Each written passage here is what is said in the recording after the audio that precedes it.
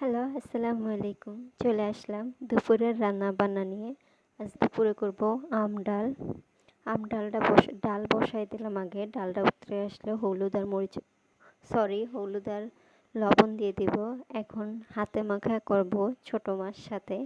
চলেন ছোট মাছের রেসিপি শেয়ার করি।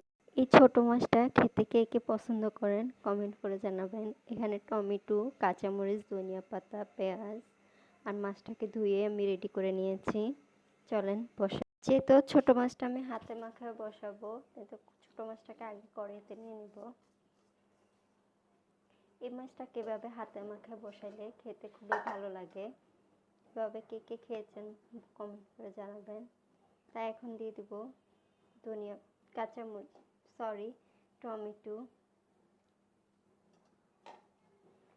দিয়ে দিব পেঁয়াজ, ধনিয়া পাতা আর কাঁচামরিচটা সবার লাস্টে দিব। ওইটা হয়ে আসার পরে দিতে হবে।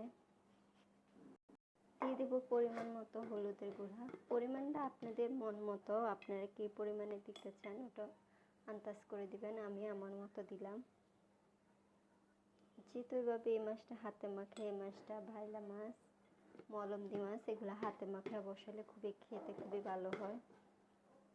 এখন দিয়ে দেবো পরিমাণ মাপে মরিচের গুঁড়াটা। ঝালটা আপনাদের পরিমাণ মতো, আপনারা কেমন ঝাল খেতে চান ওই পরিমাণ মতো ঝালটা দিবেন। যেহেতু আমি এটাতে কাঁচামরিচ দেবো, তাই মরিচের গুঁড়া ঝালটা তেমন একটা দিব না। এখন দিয়ে দেবো ধনিয়া গুঁড়া, জিরা গুঁড়াটাকে। জিরা গুঁড়াটা একটু কমিয়ে দিব পরিমাণে, ধনিয়া গুঁড়াটা দেবো যেহেতু আমার জিরা গুঁড়া শেষ। জিরা গুঁড়া করতে হবে, আমি জিরা গুঁড়াটা বাসায় করি। এখন দিয়ে দেবো লবণ। লবণটা দিয়ে দিচ্ছি আগে, এটাকে এখন মেখে নিব। তেলও দেওয়া শেষ, তাই এটাকে এভাবে মেখে নেবেন আলতো হাতে। টমেটোটা আপনাদের বেশি মরতে হবে না, টমেটোটা এমনি গলে যায়। আমি এর আগেও রান্না করেছিলাম, টমেটোটা এভাবে দিলেও গলে যায়, কোনো সমস্যা হয় না। তবে এভাবে একটু ভালো করে আলতো হাতে মেখে নেবেন। মশলাটা মাখতে গেলে বুঝবেন কতটুকু পরিমাণে মশলা দিয়েছেন।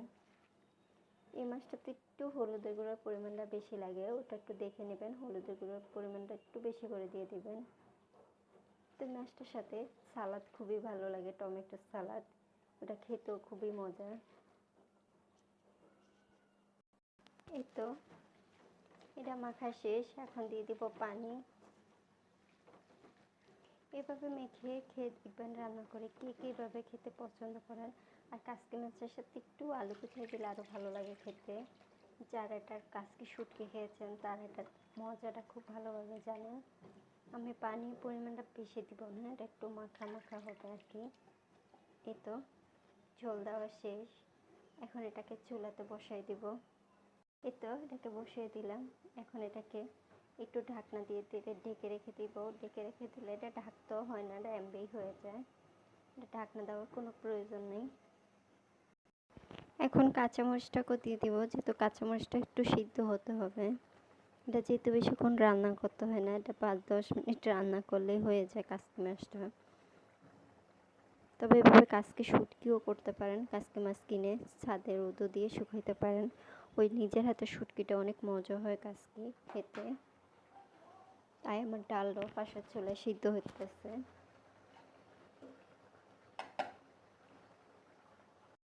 এখন দিয়ে দিব ধনিয়া পাতাটাকে। ধনিয়া পাতাটাকে দিয়ে আর কিছুক্ষণ, কাসকি মাছের মেইন হলো ধনিয়া পাতা।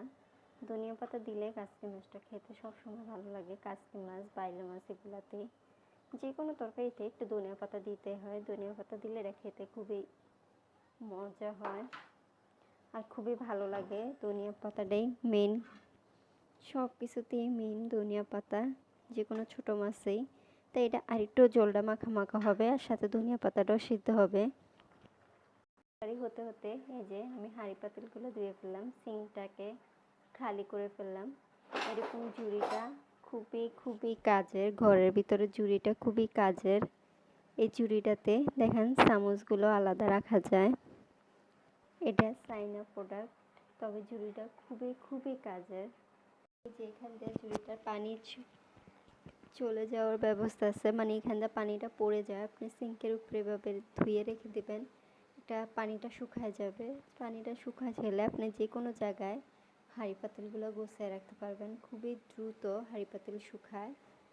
আর এটা প্লেট রাখার আলাদা স্পেস আছে এখান দিয়ে। এই যে যেহেতু আমি এখানে প্লেট রাখি,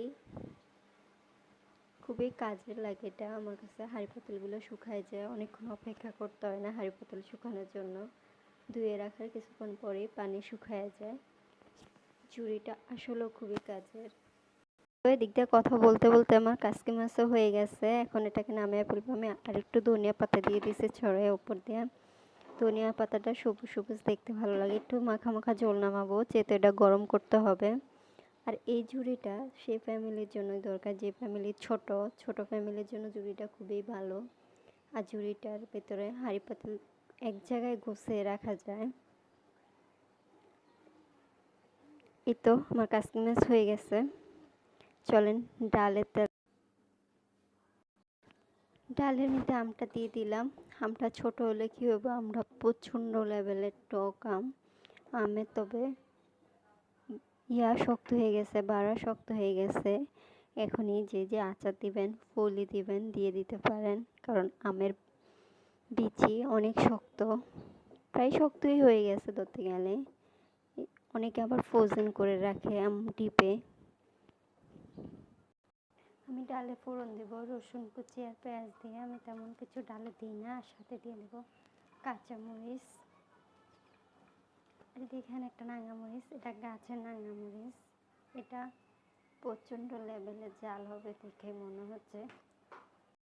ডালে ফোড়নটা দিয়ে দিছি, ফোড়নটা বেশি হয়ে গেছে তাই দেখাতে পারি না। এখন দিয়ে দিলাম ধনিয়া পাতা। আমডালের মধ্যে গরম দিয়ে আমডাল খেতে খুবই ভালো লাগে। টক যে কোনো পাতলা ঝোলের ডাল বাকি পাতলা ঝোলের তরকারি।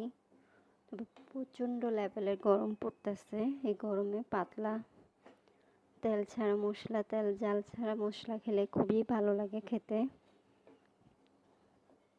তাই আজকে আমাদের রান্না আমডাল। আমরা দেখতে ছোট হলে কি বই, আমরা প্রচণ্ড টক হয়। ওর দিকে দিলাম, একটা দিলে আপনি ওই ডালটা খেতে পারবেন না, এই লেভেলের টক হয়। তাই হয়ে গেছে আমার আম ডাল। এখানে ভিডিওটা শেষ করছি। আসসালামু আলাইকুম, সবাই ভালো থাকবেন। আল্লাহ হাফেজ।